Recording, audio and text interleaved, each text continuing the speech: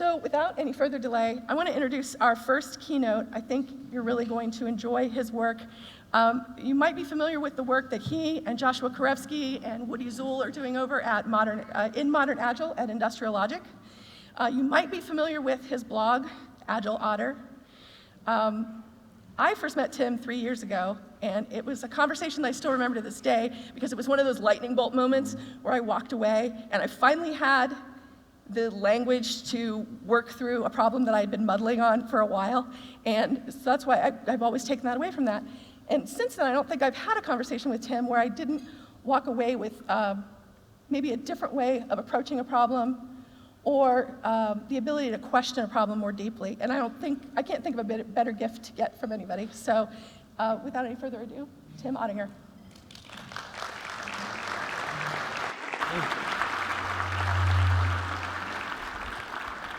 Wow, that was ominous. Good morning.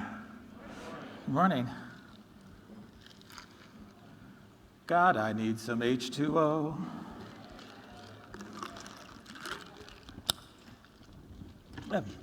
So, an active curiosity and aggressive curiosity. I suppose you came here because you want to learn something interesting today, and instead you got me. But we'll do what we can. So let's get into some ideas. By the way, the background here, if you're not familiar, is the British Museum, which to me is a symbol of people's curiosity about the past, about cultures and science and other wonderful things. And I figured that, if I'm going to put a picture background up, that's about as good as it gets. So let's begin. Let's do something fun. Okay, everybody fold your hands together, please.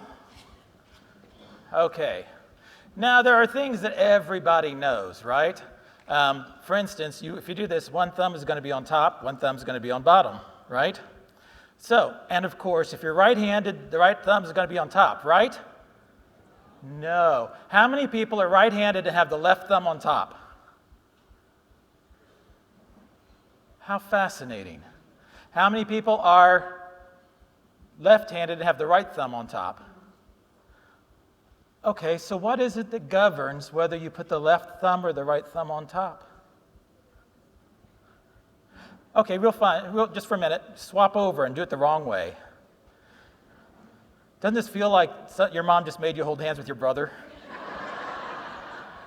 Isn't that weird? Why does that way feel weird? Should it be the same? What is that?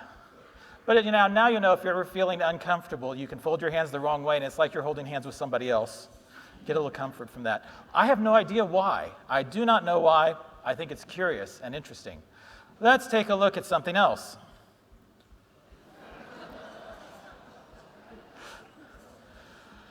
You know how your dog spins around? Do you know what he's doing? Everybody wondered, why is he having trouble picking just the right spot and just the right posture?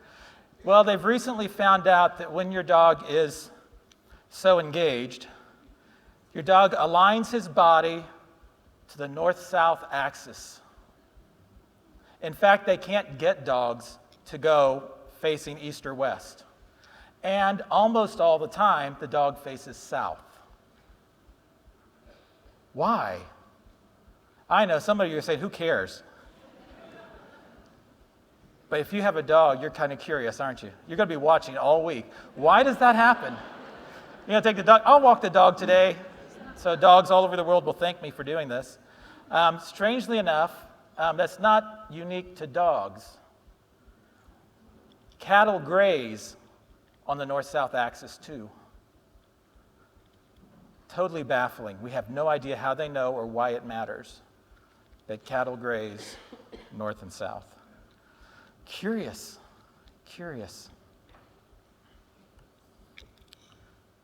Something else really bizarre.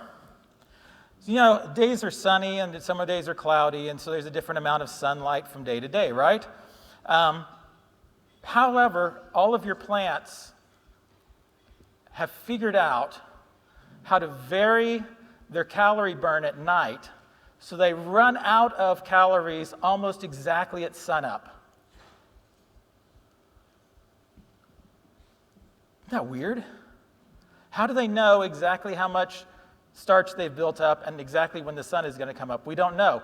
Well, you think, well, it's easy. What they'll do is just burn nothing, and then when they see that it's coming close to sun up, they'll just burn the rest, right? No, they have a constant burn. In fact, your plants are probably better at math than you are. It's totally bizarre. We don't know why, but apparently the natural world has calculators. It's a strange world. I think the point of that is that biology factors into everything we do in ways that we would not have anticipated. We sometimes want to pretend that we are calculators, that we are machines, that our data comes in through our ears and eyes and is stored as true, pure data, that it's not mingled with perceptions, that it's not mingled with feelings, that it's not stored under the emotions we had at the time or the context of the people we were with. We think that we can use pure algorithms in our head and divorce that from intuition and from personal feelings, but we can't do that. We have never been able to do that. Biology is involved in how the dog poops, it's involved in how the cows eat, it's involved in how the plants calculate, it's involved in how you do your work every day. So that's an interesting thought. And what do we do with that?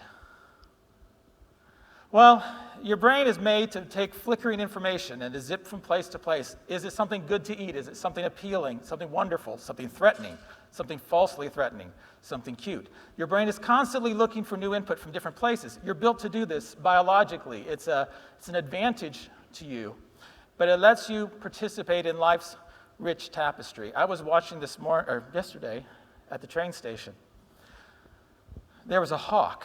You ever watch the Hawks? Not the hockey team. You watch the hawk fly, and this hawk makes a circle, and at some point in the circle, he catches a thermal, and he must shoot up 40, 50 feet in the air. And as he does, you see him rotate back and drop, so he can go back and catch the thermal again. And I watched him do this while my train was on its way, and I thought, I realize that behavioralists will tell us that the entire hawk's life is about acquiring food and sex and survival. But for a minute there, it looks like he's enjoying being a bird. It looks like an expression of joy and happiness. And you've seen the videos of the fox. There's a wild fox that finds a dog's toy in the backyard and goes crazy playing with it. It's like, I don't think that he is practicing for hunting. I think he's just having a good time. I think biological creatures have a sense of joy and fulfillment in doing the things they do well. Now, your brain does that too, and that's important. But it also has a strange ability to focus. And without the focus, we're never going to do anything huge and impressive. So focusing is very important to our brains. How do we focus? Well, the Yerkes-Dodson law tells us that given any kind of a typical piece of work that we want to do, it depends partly on motivation. So how many of you are going to get around to writing a book someday? How are you doing on that? Someday? Some of you have done it? Excellent. Good job. Is it finished? Second draft. What's the name of it? The Last Outlaw Legends of Mexico? Watch for it. I just plugged your book for you. A lot of people plan to do it, but the reason they don't do it is because it's infinitely deferrable. There's no real reason to do it now. There's no real motivation to hop on that boat. So when the performance is low, it's often because there's no real motivation. There is a vague, weak intention to do a thing someday, and it doesn't happen.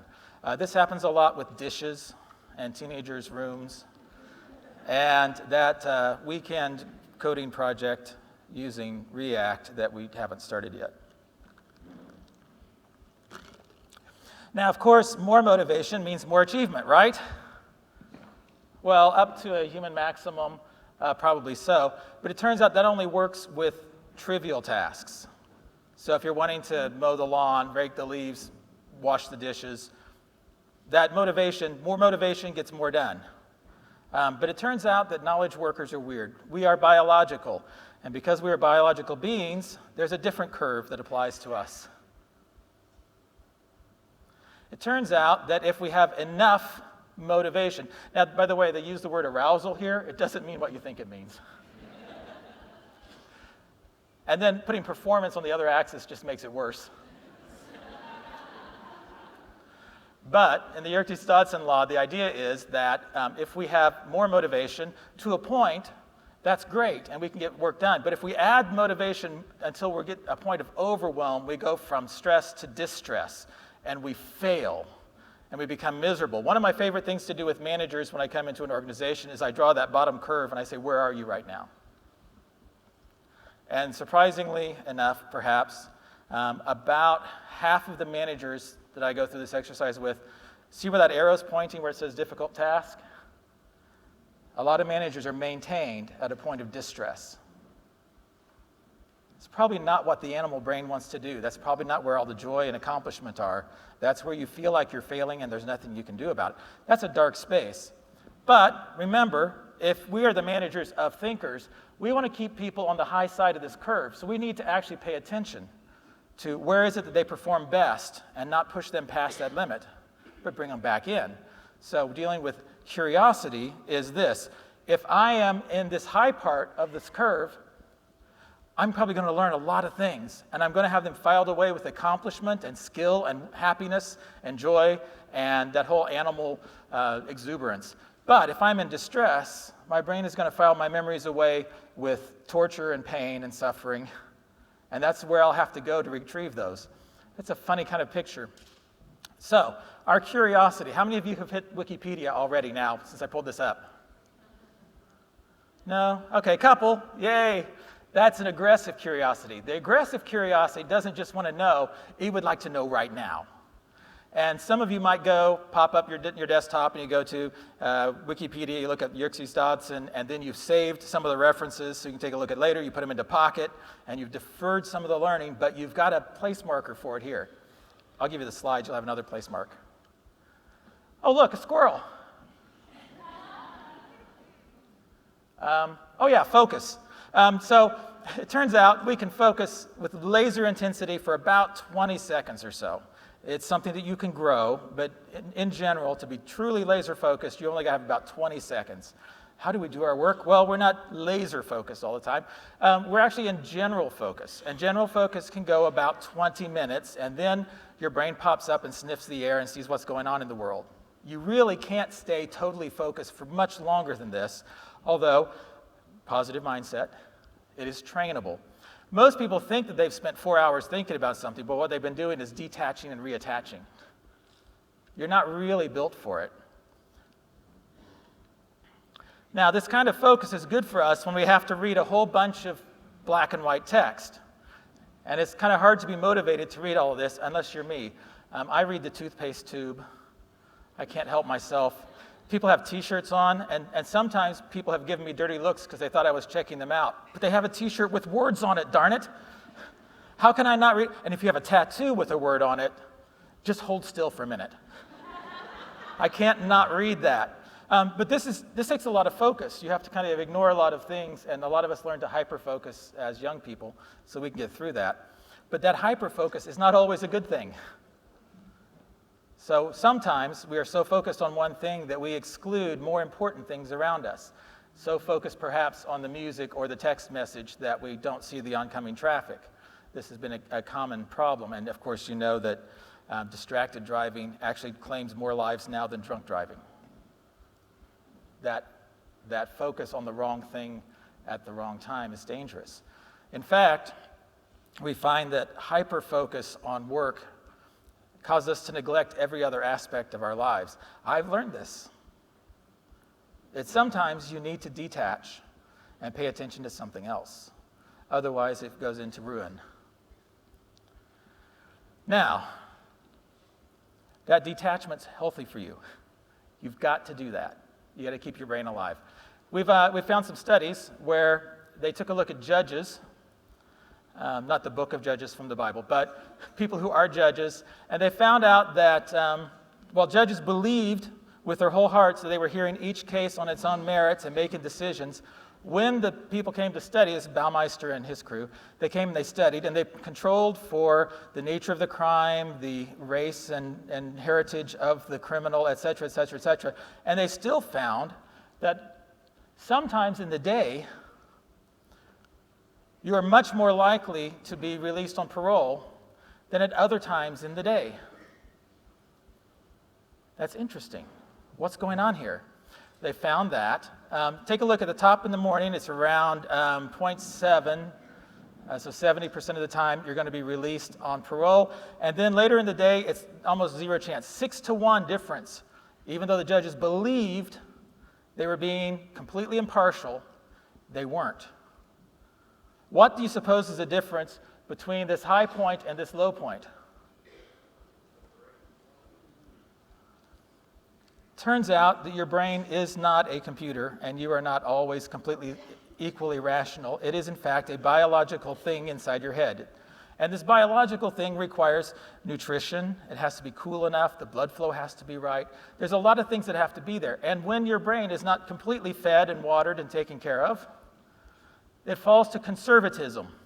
It becomes afraid to make interesting decisions, to learn new things, to go in new directions. And it uses the least harmful seeming of the possibilities, in this case, returning the prisoner back into the prison population instead of letting them go, because it knows it can't make a good decision. The problem here is it doesn't tell you that. You don't really know you're depleted. So, what happens here on the dotted lines? Lunch, afternoon tea. All you need is a few minutes, get some new nutrients in your body, let your brain readjust. How many of you take hourly breaks at work? Half-hourly breaks? 15-minutely breaks? How many of you only take breaks at work? Okay. Isn't it interesting? Because your brain doesn't know it's not working well, and it can't tell you that it's not working well. It just doesn't work as well. If you were to never take a break and hold yourself to this bottom line, how valuable is your overtime? But we have to ask these questions, don't we? How does your brain really work? How can we actually get our peak performance out of our own physical beings? And these things we didn't know. Curious. Strange stuff. So, real quick, play a game. Stare at only the green dot. Every time you find yourself looking at a dot that's not the green dot, say boop. Begin.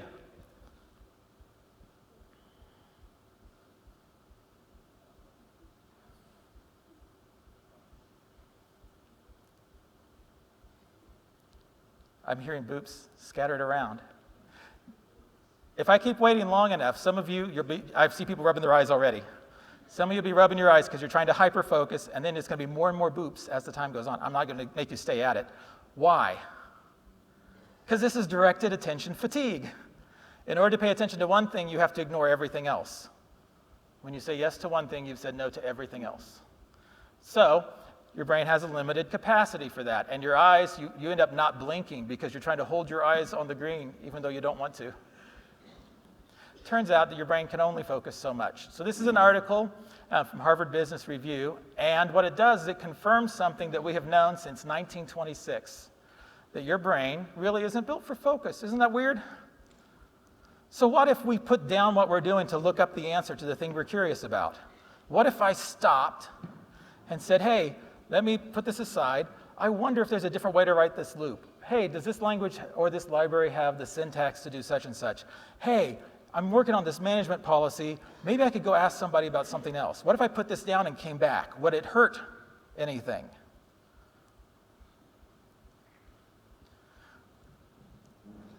Research has found the brain operates better when it toggles between focus and unfocus. Guess what? There's a whole series of articles now in the world recently came out about the necessity of daydreaming.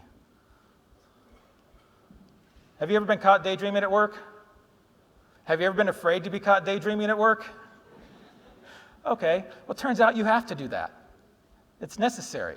It's the way your brain works. So being curious at work, actually, this is an interesting thought. Not only does it give you more information than you used to have. Now you know how to do new things and you've seen new things, but also it gives your brain the relief it needs to switch between different tasks so that it can operate optimally. By not being curious at work, you have damaged your productivity. You should have stopped and looked things up. Wow, how fascinating. So we knew this. This is Graham Wallace, The Art of Thought from 1926, who said that there are 4 stages to creative thought. The first one is preparation, where you learn everything you can about a subject. The second one is incubation, where you stop thinking about it and go away.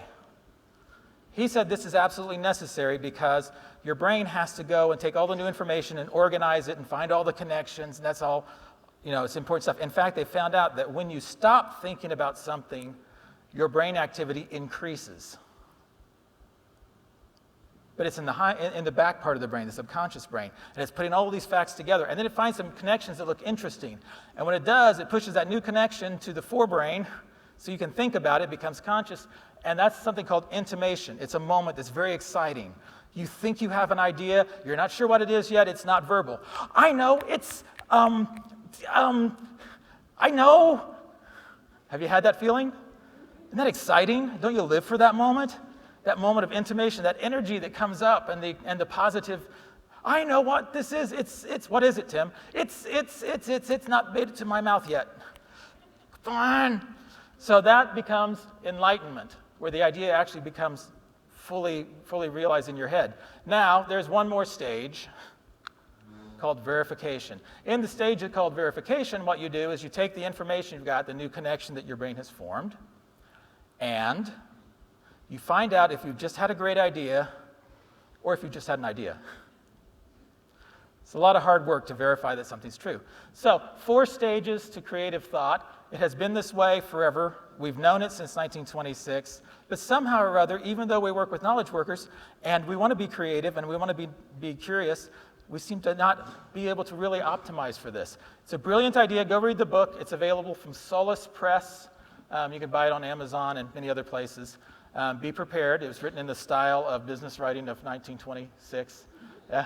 So your sentence structure, remember how when you diagram sentences in elementary school?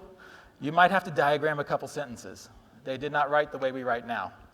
But it's brilliant stuff. Your curiosity is necessary. It needs to be an aggressive curiosity. It needs to be now, not later. We need to give it the time to daydream, to find new connections, to look away, because when we let go of the problem we're working on, we start thinking when we're not actively thinking about it. That's weird. You need your prairie dog brain. You know what a prairie dog does, right? Here.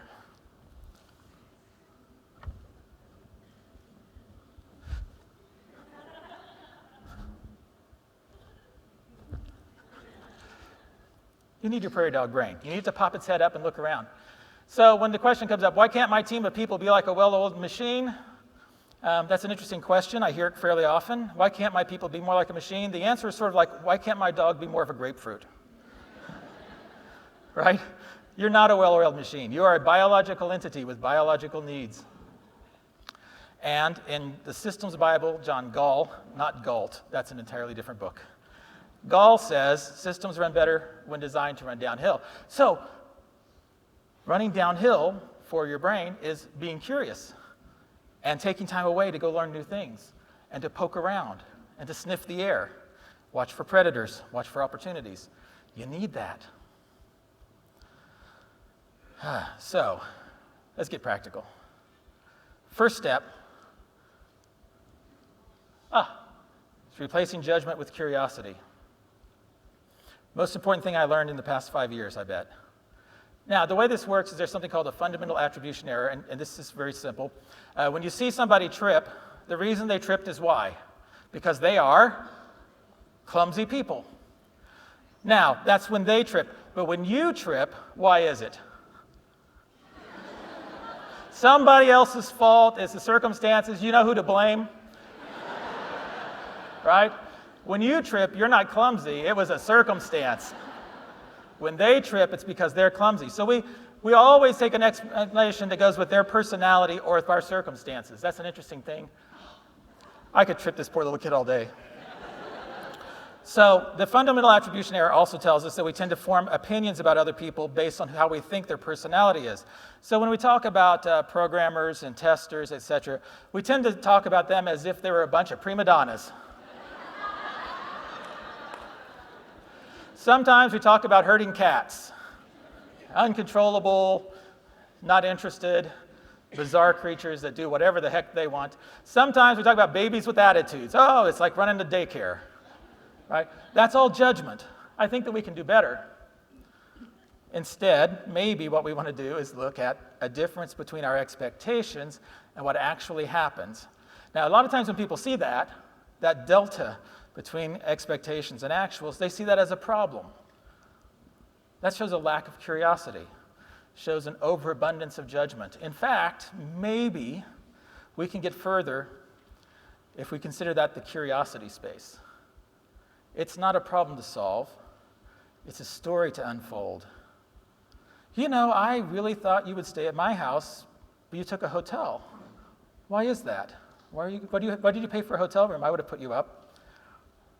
There's a story in that. You may not like your answer, but there's a story in that. Why is it I thought you were going to work with this team today, but you're working with the other team?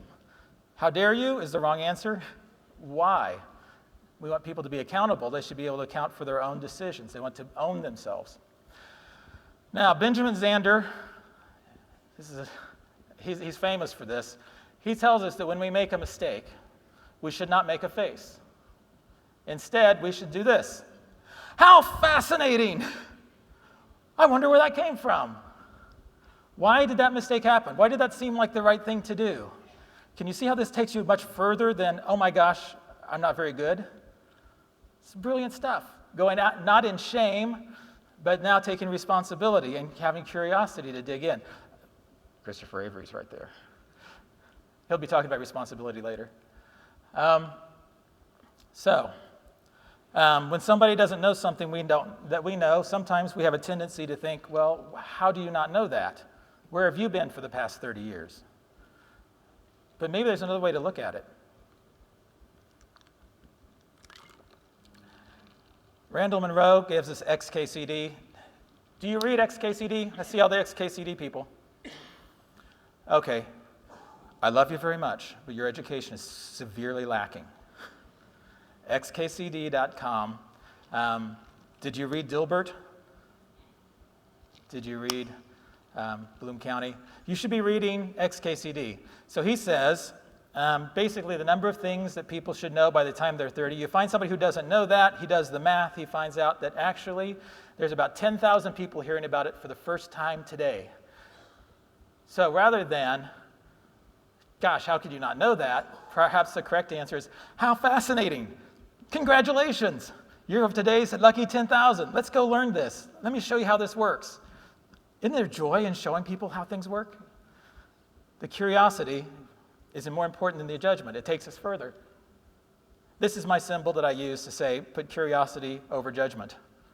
I can type it on any keyboard. I can draw it on any picture. If you'd learned that, that's a good thing to know. At our company, we say expect problems. And we're more interested in not having the right answer to begin with, but the resiliency of people. Where does the resiliency come from? Curiosity, accountability, interest.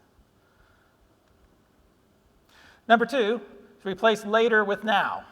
Of course, learning is infinitely deferrable. If I don't learn how to use Node, but I keep writing code for the next 4 months, hey, what's it going to hurt, right? Well, typically people tend to navigate the world by minimizing their learning.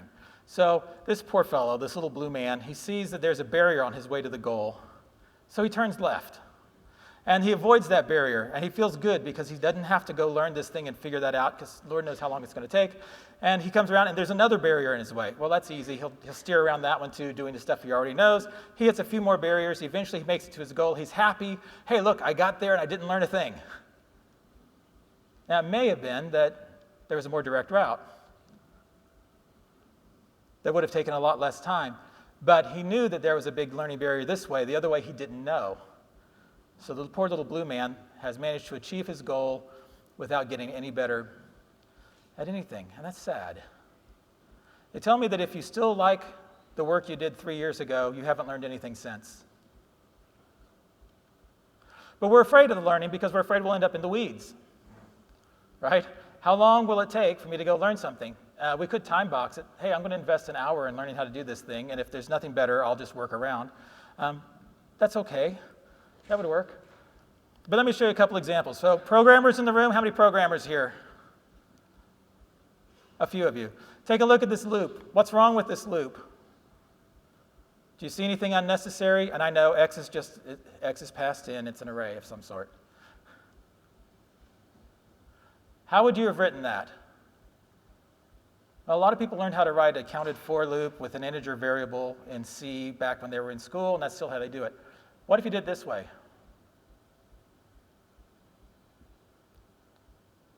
I know it's a little thing, but look how much difference that made. How many unnecessary variables and operations and steps were involved.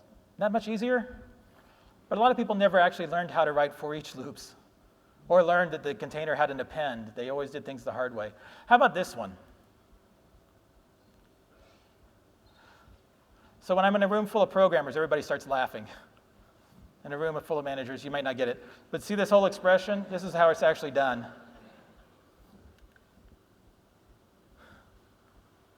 But people work around things so they didn't actually think about them, and they haven't learned. How much difference would be between the programmer who wrote the first two examples versus the programmer who used the second two examples? Who's going to have less to maintain, less trouble to deal with? Who's going to be happier with their work? Certainly the cleaner one. So I have a story about a lady I worked with who told me repeatedly, whenever I tried to offer some help, I know what I'm doing. I've been using Vim for 15 years. Leave me alone. So I'm supposed to be pair programming. I was not allowed to touch the keyboard. So I was sort of like a tourist. So I thought, oh, I'll enjoy the show. So she opens up a file, VI, file name.extension, and it comes up the file.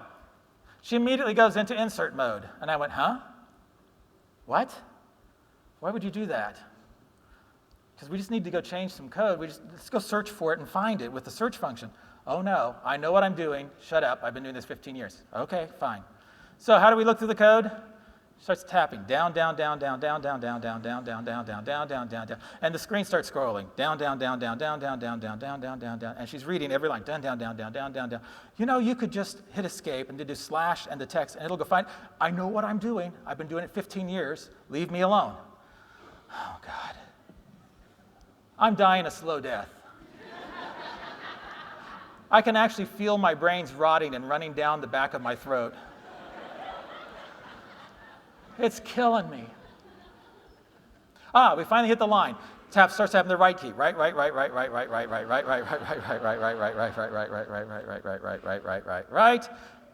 Finds the word she's looking for. Backspace, backspace, backspace, backspace, backspace. I'd have been done. This is killing me, but I can't make any suggestions.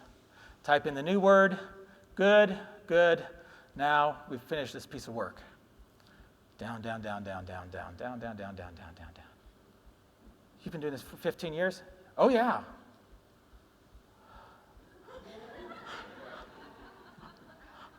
Like this? We leave insert mode. Oh, good. Now we're going to do something powerful. You know what we're going to do? We're going to leave Vim. Huh? What are we doing? Why did we leave? Oh, we have another file to edit. So, you know you can load files within Vim, and you can pull up the file directory and skip between them. You can even use a grep to search all the files in Vim, and it pulls them up and takes you to the place in the code that you want to add. Just leave me alone. I know what I'm doing. 15 years, tappity, tappity, tappity, tappity, tappity, tap, tap, tap, tap, tap, tappity, tap, tap, tap, tappity, tap, tap, tap. 15 years. What a waste of 15 years. Could have been programming. It upset me so much I wrote a book because I couldn't stand the idea of anybody doing this. And I said, here's a book. It's on LeanPub. It's free if you want it, if you use Vim. And it teaches you how to understand how the command patterns work. It teaches you how to work more efficiently. If you want to get it, it's free. The recommended minimum price is $0. If you're going to work in Vim, do not be a tappity, tappity, tap, tap, tapper. Show some curiosity, dig in, find out how you could be much better at what you're doing, how it would be so much faster, and then work with somebody who works in your language and has cool plugins. It'll help you. So the other problem is, though, that my book can't give you a high five when you've learned something cool. And you really want to anchor ideas in your head, right? When you learn something new, you don't want to lose it. And if I'm going to remember something, I need to have a celebration. Your brain loves a celebration. And it says, oh, this is a good thing we've learned. Do you ever do this at work? Do you ever high five yourself when you've learned something cool or completed something nice? I think there's no better transfer of energy. So when you see me today, I accept high fives and hugs. I think they're both powerful exchanges of energy. I find them very useful. And if I'm flagging, this will get me there. So this is a way that we work to provide a high five for everything we learn and aggressive curiosity. So a couple nice features. This is a room with a team full of people working. They have been anonymized. I blurred the faces and the code. The code's up on the wall. This is a whole bunch of people. There's actually 6 or 7 of them working in one room on one computer on the same code. Now, there are a couple interesting features in this room. On the wall, there are posters, and when we learn something cool or useful, we write it on a poster and we stick it on the wall. We had papered the walls in this room with all the cool things we were learning, and then we took photos of them and converted them to PDFs and mailed them to each other. And they still have the posters. One of them over here was a cheat sheet card to show how things work. The rest of these were ideas about how code is done best. So that's one feature, a way to celebrate and mark the occasion of learning. Another thing about this, you notice there are these processing devices all over the room. There are computers, there are handheld computers, there are phones, because people look things up immediately. When we see something, we immediately look for the answer. So we are aggressively curious in this workshop. Next thing, of course, everybody can see the code that we're working on. You can't, because I blurred it. And the next thing is that we have all these human processors, which are the most important thing in the room. This work is about making people productive and making them work better, and we do that not by making them, but by making it possible, by celebrating the wins, by being immediately curious, by diving into everything. People tend to learn more stuff in a day in a workshop like this with this mob programming kind of setup than they would normally learn in a month working alone, and we'll deliver code every day. And by the way, not everybody in the room is a programmer. Some of them are testers. The PO comes in. So for you Scrum people, there's a PO that comes in. The manager comes in and spends some time on the keyboard. So every role on the team, people come and spend time. The people who do operations and deployment come in and join in, and they're part of the process. And all those perspectives come together. We learn so much. It's an aggressive curiosity. So cool. Okay, now there's one other thing that I want to bring up. This is my third of these interesting points. Why is it that our programmers, our testers, our managers, etc., aren't more aggressive about learning on the job? It's because they feel guilty when they're not working. That's sad. Have you ever had somebody actually give you a hard time because you were reading a manual when you were supposed to be programming? Have you ever had anybody give you trouble because you were on Stack Overflow? Managers, when you had the Covey book out and you were drawing the quadrants, did somebody come and tell you should be managing and put that stuff down? Very few of us have really experienced that. I have, but it's actually more rare than you would think. Mostly, it's internally, we feel like if we're learning instead of typing, if we're learning instead of being in meetings, if we're reading a book, if we're taking a break, that we will be judged harshly. And our harshest judge is internal. We have a doppelganger in our head. That doppelganger is a protective model that's constructed for us of our coworkers, of our bosses, of our subordinates. And that doppelganger in our head is protective. So if I was going to suggest that we take a half an hour out and study some material, the doppelganger in my head of the boss, I see he's disapproving. His arms are crossed, his head's going like this. He's frowning. So I'm probably not going to ask the real boss because the doppelganger boss didn't clear it. Have you rehearsed these arguments and suggestions in your head? Do you have a doppelganger? How well calibrated is your doppelganger? I know, you're going to walk out of here and say, hey, I need to go calibrate my doppelganger. And people are going to say, you were at Tim's talk. Nobody talks this way, I know. But your doppelganger probably isn't very well calibrated. I found out that my doppelganger was way off. My doppelganger of my bosses was pretty disapproving and harsh, when my real bosses were actually pretty darn cool. But I didn't know that because I would let the doppelganger determine what I was going to do. Now maybe what we'll do to calibrate that is I ask the doppelganger, hey, would it be okay for me to do this? And the doppelganger's, I don't really think so. I'm like, okay, let me go talk to the real boss then. He said, don't do that. Oh, no, it's okay. I said, oh, hey, what do you think about this? And the boss says, oh, yeah, that would be fine, but can you put it off for a couple weeks and then do it, in June? And I'm like, okay, that'd be fine. And the doppelganger inside goes, oh, noted. And he recalibrates. So guilt is the biggest problem that keeps us from being curious. The fear of people seeing that we're not as knowledgeable as we hoped we would be, or they hoped we would be, their expectations for us. Guilt's a tough game. You know what? The only way I know to beat guilt and imposter syndrome is to be incredibly curious, fearlessly curious. You know what? When I'm really interested in a subject, I don't care so much if it doesn't look good. After all, we saw the 4 stages of creative thought, and only the first and last one look like work.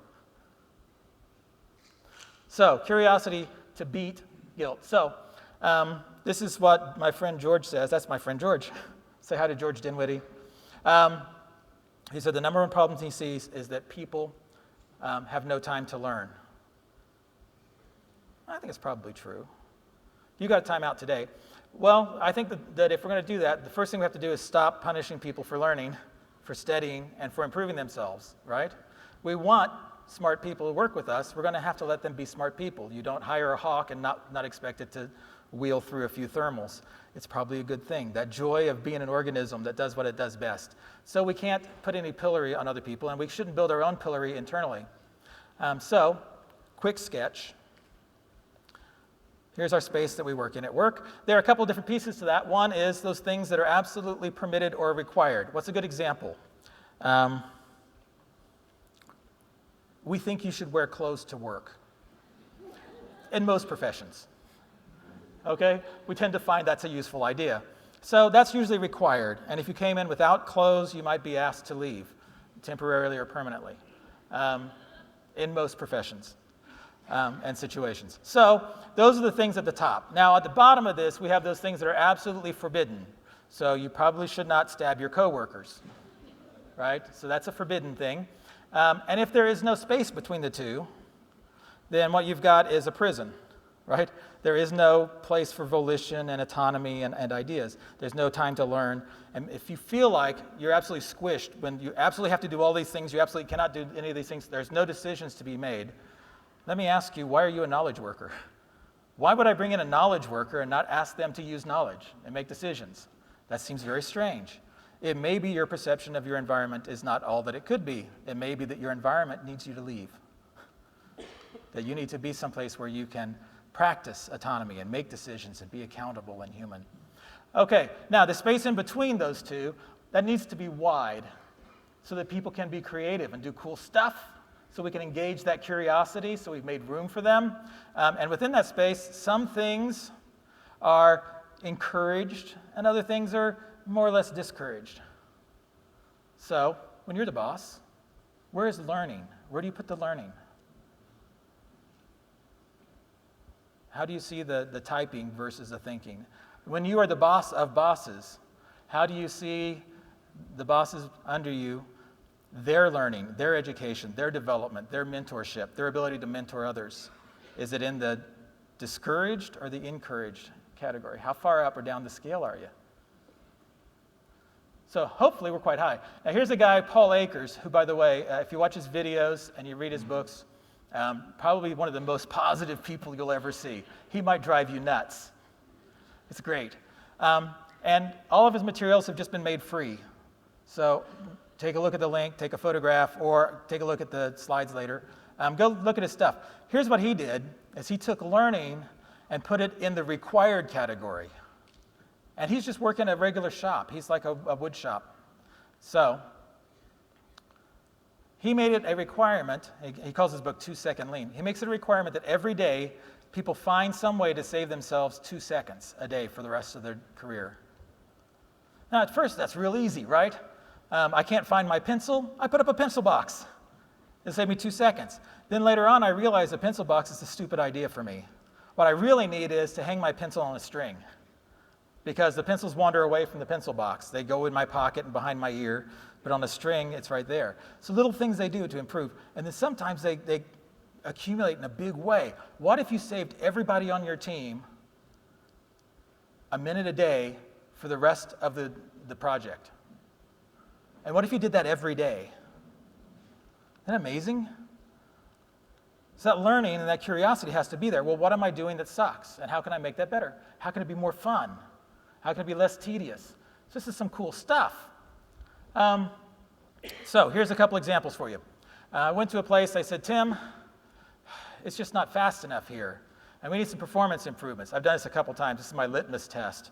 And they said, well, how much of an improvement do you need? Oh, if we could even get 10% or a little better than 10%, it would be great. I said, good news. Harvard has published a study, and they found a way that you can have a 28% improvement in productivity with one single practice. And they're like, oh, that's great. What is it? I said, everybody takes a nap in the afternoon. How many takers have I had so far? Big goose egg. Why? Well, because if somebody saw that my workers were taking a nap, I could be fired. Well, what if it's true and you could get 28% productivity boost off a nap in the afternoon? It doesn't matter. Productivity is not more important than me maintaining my position here. I need to get my salary so I can pay for my kids, and I need a minivan, and soccer is not free. So, yeah. But where's the curiosity? Could we do a study? By the way, the one place that they do this so far that I've been is in Beijing. They're quite happily taking naps in the afternoon. You just put their heads down for 20 minutes, and it all works out. It's fine. It doesn't cost them anything, and they're quite productive, and everybody's happy with it. It's a cultural problem. But it is a biology problem, isn't it? So there's another one. And by the way, here's the Fortune.com has an article, Why Companies Are Cozying Up to Napping at Work. So I found 2 articles that I was reading through. I found a bunch. But one of them said, here's why companies are now adding napping to their schedule. And the other one is, here's why companies are abandoning napping. Read them both. Do the Google search. You're curious. You're wondering, right? Pomodoro technique. Anybody ever done a Pomodoro? Oh, a lot more people. Do you know what it is? Congratulations. You're one of today's lucky 10,000. I feel like I'm doing my part now. Fascinating. Okay, so you look up the Pomodoro technique. It's a really simple idea that you work like a devil with all distractions turned off for 25 minutes. And then you take a 5-minute break. So I had a team of people who were very tired. They're so exhausted. They'd been pair programming all day. They were just, by 10 o'clock in the morning, they were spent. And they would work all the way up till lunch, and then they would take a short lunch because they feel guilty if they're not working. And then they would come back and work all afternoon, and they just said they're just dying. There's just no mental energy. There's no spiritual energy. They're just exhausted. So I said, that's okay. I know how to fix that. What we're going to do is we're going to do Pomodoros. So for 25 minutes, we work like a devil. We take a 5-minute break, come back and do it again. And after so many of those, you get an extra 15-minute break. So you have more time to recover. Because, we learned, it's better to not become tired than try to recover from being tired. That morning, we got more done than they usually did an entire day. By mid-afternoon, they had done another whole day's worth of work. So the very first day they're trying, they've done a day and a half's worth of work in a day, and there's still 4 or 5 hours left in the day. The alarm rings. The programmers stand up. The one next to me says, man, I'm not even tired. I don't even need this break. So that's right. We break to prevent becoming tired, not to recover. So this is exactly right. And as we stood up, their manager in the corner said, are you guys goofing off again?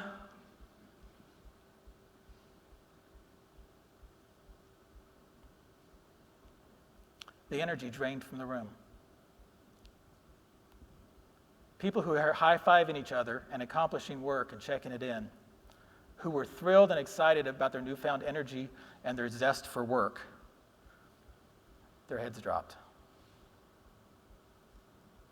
The person next to me mumbles, Tim, I'm not going to take this break. I'm just going to try to press on through. And he sat down.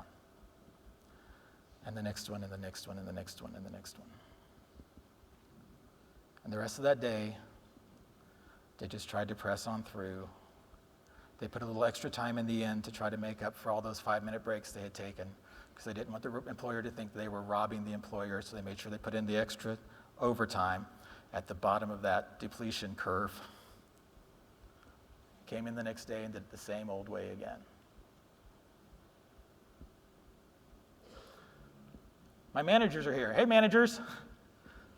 I love you guys. You should know that I love you very much, and I want your work to be very successful. But this happens, right?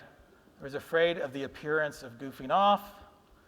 The permission was retracted, and performance went back down to the prior levels, and actually even lower with poor morality and morale, not morality. Morality is still fine, I think.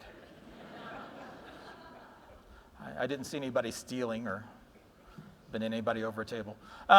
So just be aware that it all takes is a couple of careless words, right, to take the permission away from a team to be energized and excited about their work.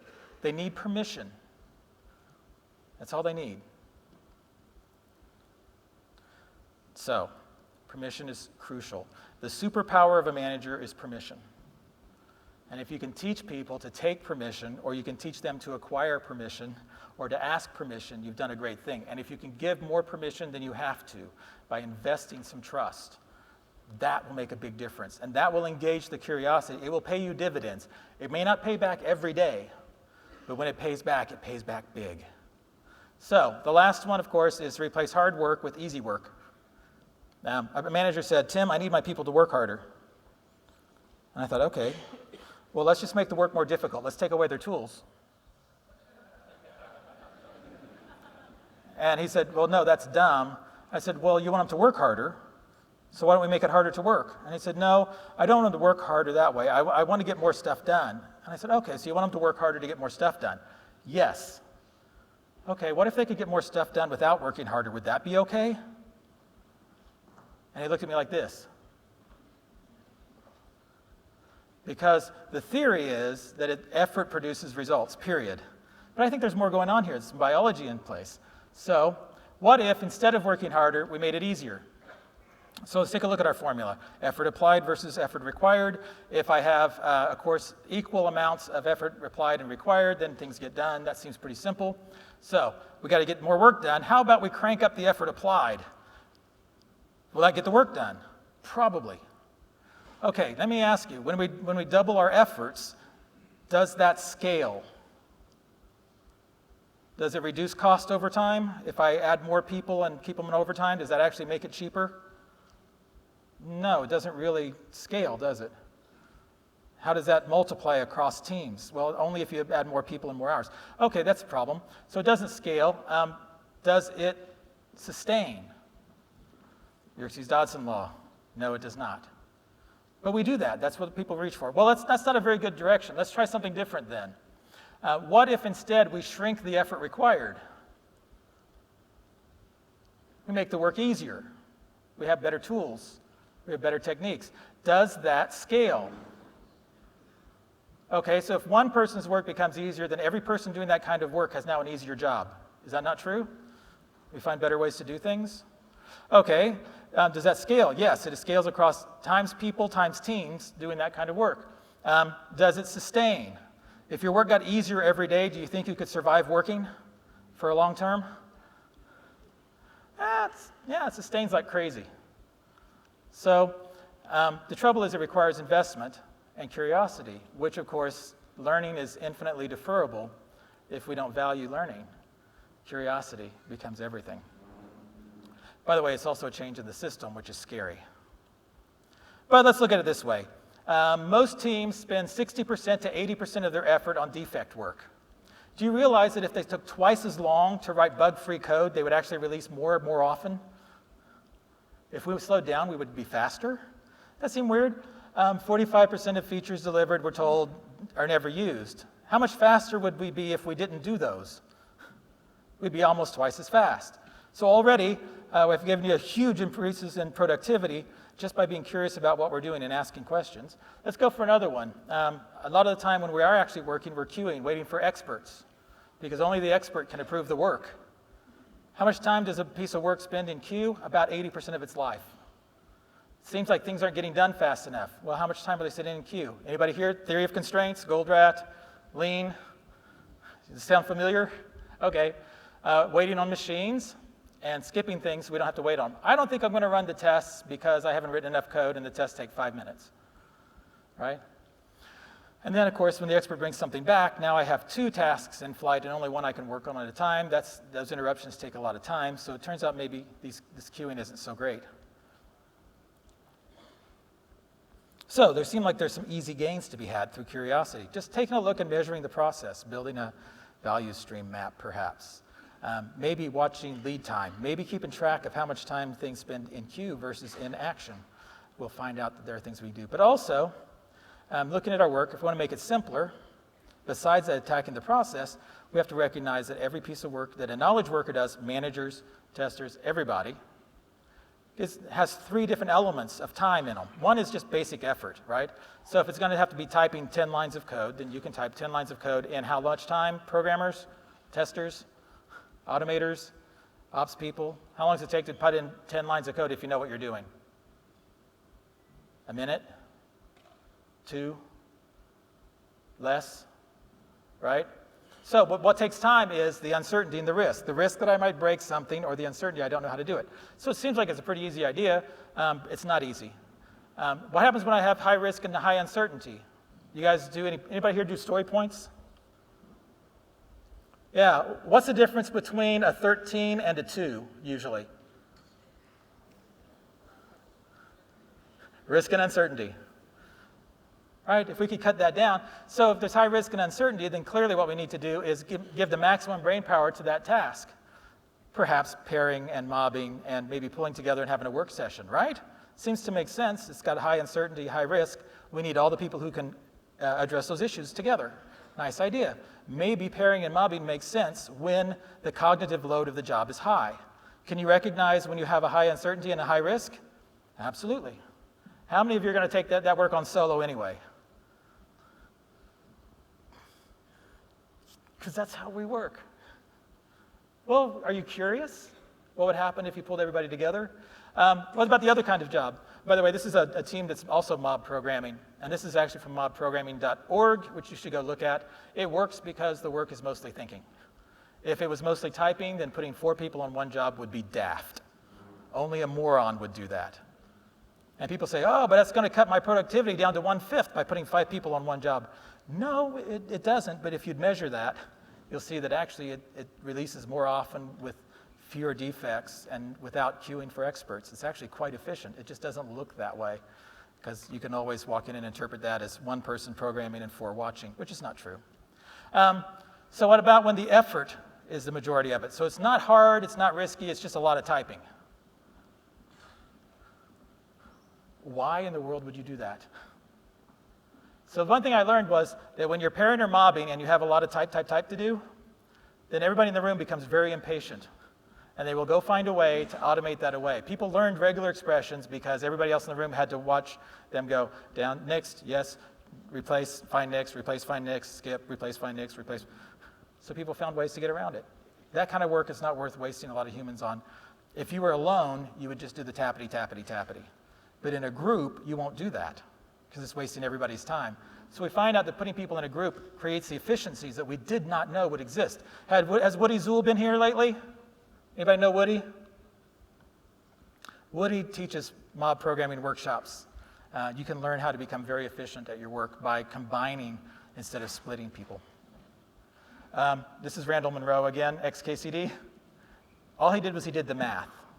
So if you're a 1-person team over the course of 5 years, if you can save yourself 1 second on a job you do 50 times a day, then the break-even point is if you spent an entire day automating that task away, that second away. So you can follow this. Now, if you have 5 people on your team, then it pays back 5 times faster. And if you have 10 people on your team, then it pays back 10 times faster. Accumulation of small improvements. There's some interesting numbers. So if you want to go take a look, that's xkcd.com. That is cartoon 1205. It's not really a cartoon, it's just a table, but it's very interesting. And you can do the math yourself, I'm sure. So one of the places I worked, they said, Tim, put that down. You're paid to work, not to learn. And I thought, wow, I can't imagine that. Could you imagine somebody saying to the manager that they shouldn't learn how to manage better? They shouldn't be investigating and learning things? Could you imagine the CIO of your company not reading all the magazines and periodicals and digging into things? Could you imagine your architect who's just moved from Windows to Linux and doesn't bother learning anything about a initd? Can you imagine? Really? Paid to work, not to learn? That's not even a meaningful idea. Our work is learning. We're knowledge workers. What we produce, what we consume, what we transform is just knowledge.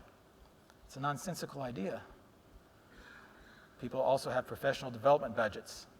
They don't spend them because they feel guilty. Permission, guilt, now instead of later, curiosity instead of judgment.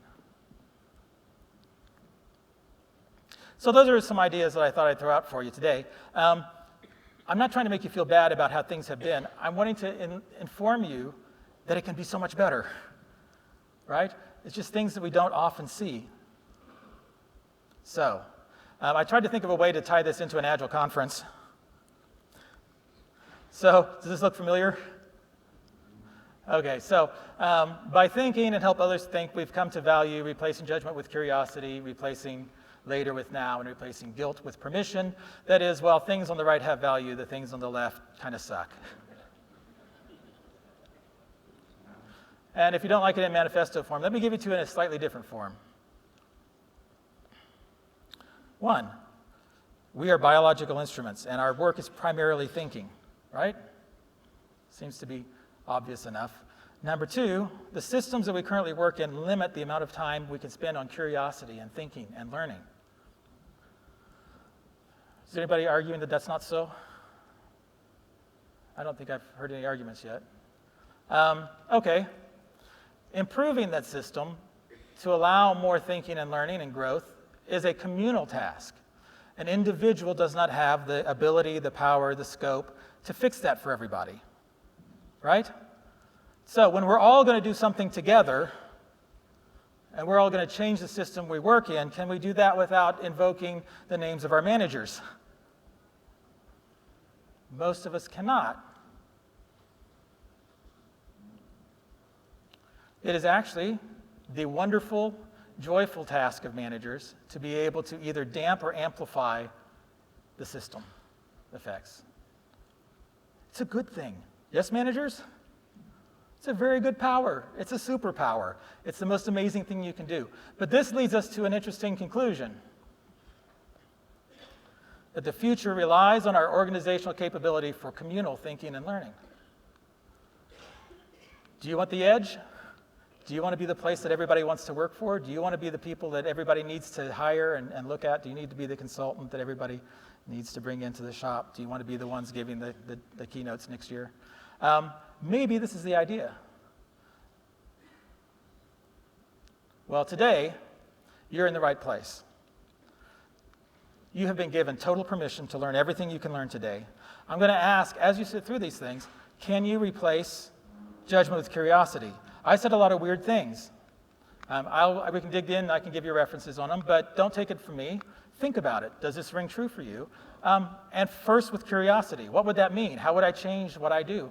Then the second piece is, how can I replace later with now? How can I bring forward the learning today? You're going to hear a lot of cool stuff, and you're going to be exposed to this little amazing run of surface deep. I can't take you as deep as I could take you in a week. But write them down, and then dig in as fast as you can, as soon as you can. Maybe as soon as the day's over.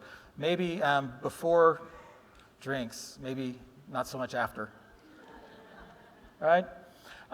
And of course, don't have any guilt over this. Let your curiosity drown out your guilt. Any shame you have over not knowing it, nobody cares. So we had a talk a couple weeks ago, and somebody said, Tim, I stand in front of a room, and I look at the people who are there, and I realize I'm not worthy to be there. And I said, that's good, because it's true. Whenever I stand in front of a room like you, this is like just an amazing crowd of people, I'm not smarter than all of you. I'm not smarter than any of you, possibly. I'm not better. I don't deserve to be here, but I'm here because somebody invited me, and you were kind enough to have me and listen to me. And everyone else who's ever stood here had the same situation. None of us earned and deserved this. This is something that was invited. And I thank you for your kindness. I appreciate what you've done by letting me be here. I love you for it. Talk to me later. Catch me online if you want. But mostly, make today a day that you have learned the things that are going to transform your life. Thank you.